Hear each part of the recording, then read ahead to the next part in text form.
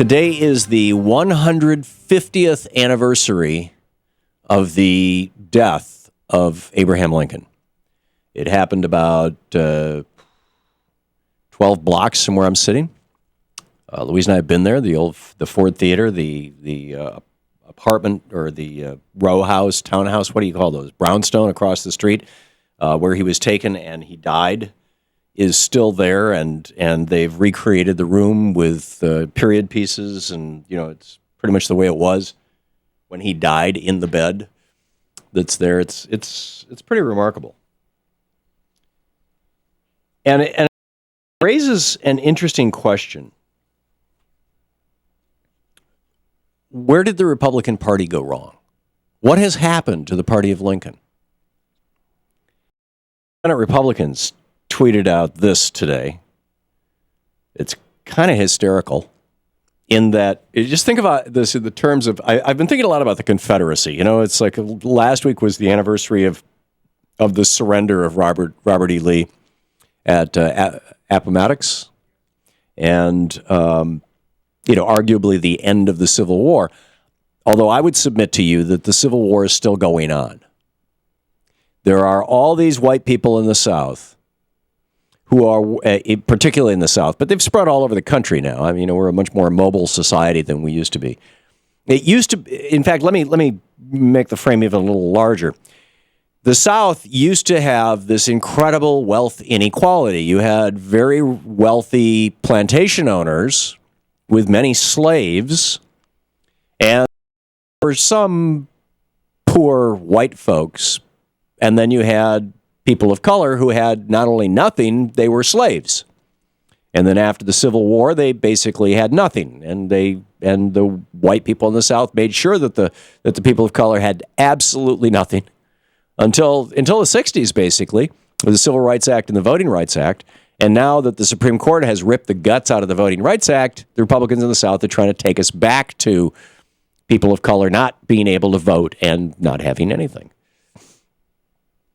Which raises an interesting question. Should we start calling the Republican Party the Confederate Party? Is it possible that the Confederacy never died? It kind of went underground, and now it's come back as the Republican Party. Anyhow, the Senate Republicans tweeted this out today. Just think of this in the context of my suggestion that maybe the Republicans are actually the Confederates. And John Wilkes Booth was like, on the Confederate side.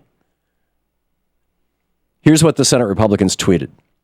150 years ago today, the first Republican president, Abraham Lincoln, was assassinated. America is forever indebted. I'm not making this up. This is from the official Twitter account of the Senate Republicans. Senate_GOPS.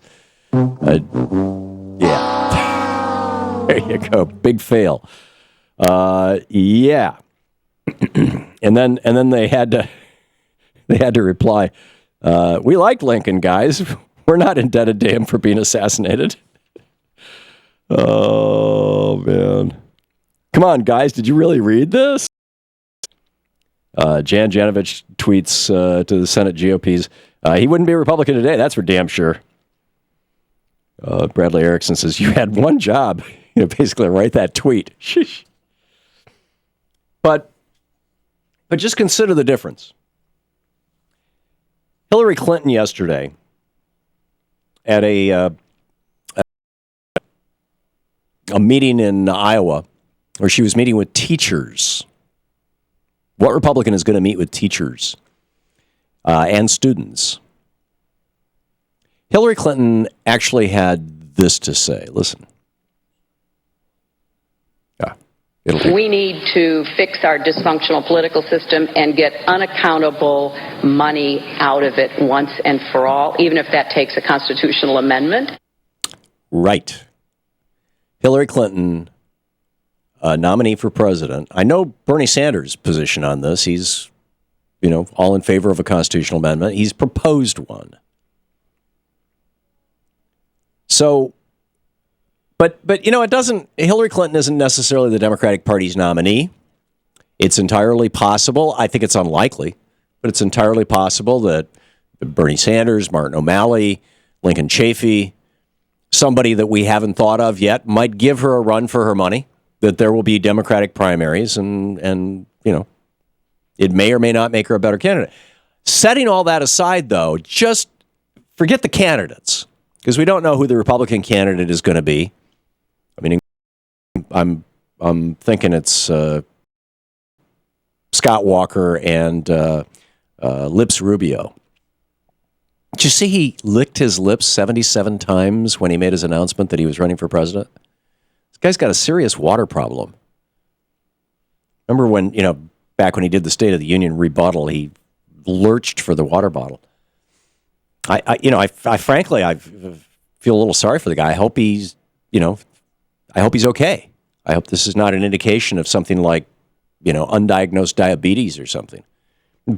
Odds are he just sweats and licks his lips when he gets nervous. I mean, that's not uncommon. Undiagnosed diabetes among somebody who's a senator with good health insurance, that's pretty uncommon. But who knows?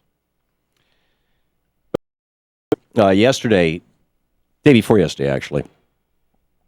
Today is also the 15th. It's also tax day, by the way.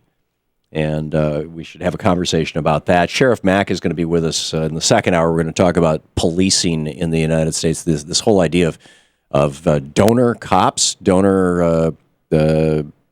lay cops. Anyhow, we'll get back to that.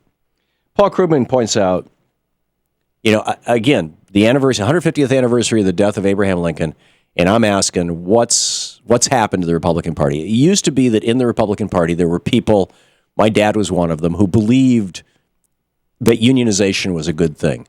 Dwight Eisenhower in 1956 ran for re-election on the fact that he had encouraged and strengthened unions and had seen union membership in the United States rise by over 1 million people during his presidency.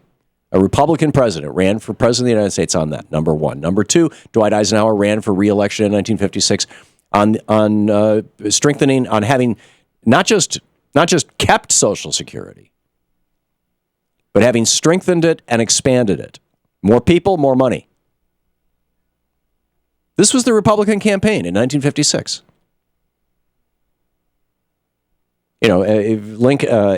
Eisenhower famously wrote that letter to where he says, there are some who say that the Republican Party can do away with Social Security and trash I'm paraphrasing from memory here, but and trash the labor unions and those kind of things. He says there's a few, you probably know a few of these people like the Hunt brothers in Texas.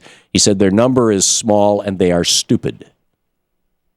Well, they have now taken over the Republican Party. Krugman points out any Democrat would at the very least maintain Social Security, Medicare, Medicaid, and other social programs. Any Republican would try to destroy Obamacare and cut Medicaid, and as Paul Krugman says, and probably try to convert Medicare into a voucher system. He says any Democrat would retain the tax hikes on high-income Americans that went into effect in 2013 and possibly seek more. Any Republican would try to cut taxes on the wealthy. In fact, they're having a vote this week, Republicans, on doing away with the inheritance tax, which, over the next decade will take in more money than it costs. It's $268 billion. We only spend about $80 billion a year every year in all tuitions in all public universities. We can send every kid in America to school for free. But no, the Republicans just give that money back to the billionaires. Any Democrat, Krugman says, would try to preserve the 2010 financial reform. Any Republican is going to try and roll it back. Any Democrat's going to move forward on climate policy. Any Republican's going to roll it back. What happened to Lincoln's party?